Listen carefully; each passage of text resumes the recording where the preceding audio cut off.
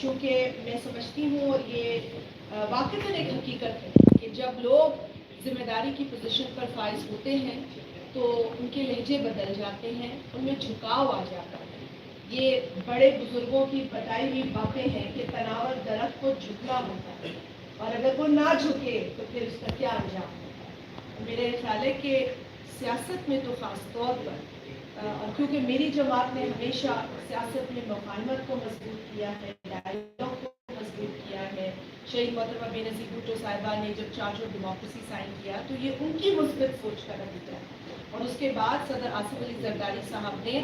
جب اپنی reconciliation policy متعارف کرائی تو یہ محترمہ شہید کی اسی سیاسی سوچ کا تسلسل تھا۔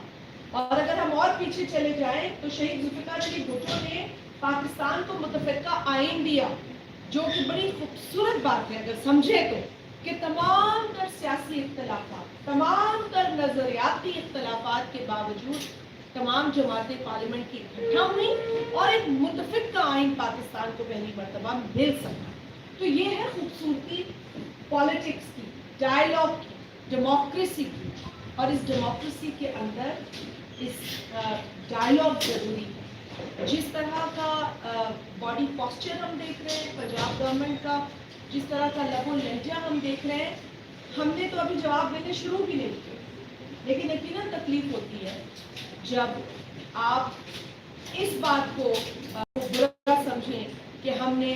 فلڈ افیکٹڈ ایریاز میں ریلیف ایفرٹس کی۔ دیکھیں، سیلاب اللہ تعالیٰ کہیں بھی نہ لے کر آئے، لیکن اگر ایک قدرتی آفت آئی ہے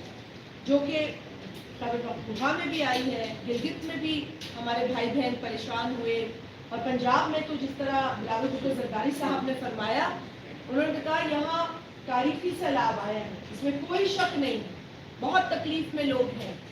اور پاکستان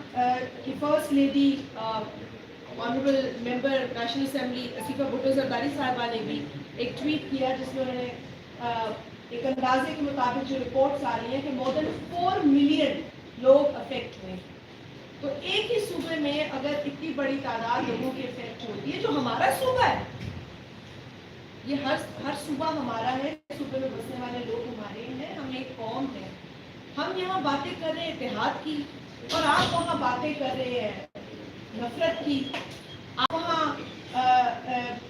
امن کو خراب کرنے کی باتیں کر رہے ہیں۔ مجھے تو یہ کہنے میں کوئی قباحت نہیں ہے کہ مجھے ایسا لگ رہا ہے ان بیانات سے، جو کل بھی خاص طور پہ چیزیں انہوں نے کہی ہیں، اس سے قبل بھی وہ کچھ انگلی توڑنے کے بیانات بھی آئے، تو یہ تو مجھے کوئی بڑی کلیئرلی لگ رہا ہے کہ سی ایم پنجاب صاحبہ is actually destroying peace and harmony. یہ تو میں سمجھتی ہوں کہ ایک سازش ہے ملک میں نیشنل ہارمنی کے خلاف، کیونکہ جس بھائی چارگی کی ہم بات کر رہے ہیں، بار بار کر رہے ہیں، ہم تو کہتے ہیں کہ آپ اپنے جو سخت ترین مخالف ہیں ان کو بھی ساتھ ملا لیں ملک کے مفاد میں، ملک کی بہتری کے لیے۔ یہ بار بار ہم کہہ رہے ہیں، ہم نے اس گورنمنٹ کی فارمیشن میں ساتھ کیوں دیا؟ اس نظام کو چلانے کے لیے، اس جمہوریت کو چلانے کے لیے، اس ملک کی بہتری اور ترقی کے لیے، کیونکہ بہت انتشار پھیل چکا تھا، اور آپ نے دیکھا کہ واقعتاً آج تک ہم ان چیزوں کو فیس کر رہے ہیں۔ 9 مئی کے جیسے واقعات ہوتے ہیں، ہمیں اکٹھا ہو کے کھڑے ہونا پڑتا ہے، اور ہونا چاہیے، کیونکہ ہم ایک قوم ہے، جب تک ہم ایک قوم نہیں بنیں گے ہم آگے نہیں جا سکتے۔ تو اس طرح کی اگر پھلجھڑیاں چھوڑی جائیں گی تو ہمیں تکلیف ہوگی، برا لگے گا، اور ہم حق رکھتے ہیں بات کرنے کا۔ آج بھی کہا گیا ایوان میں کہ ہم بھی دھواں دار تقریریں کر سکتے ہیں، بہت جواب دے سکتے ہیں، پر ہم نہیں کر رہے ہیں۔ ہمارے چیئرمین نے ہمیں خاص طور پہ فلڈ ریلیف میں اپنا رول ادا کرنے کے لیے کہا ہے، تنقید میں اپنا رول ادا کرنے کے لیے نہیں کہا گیا۔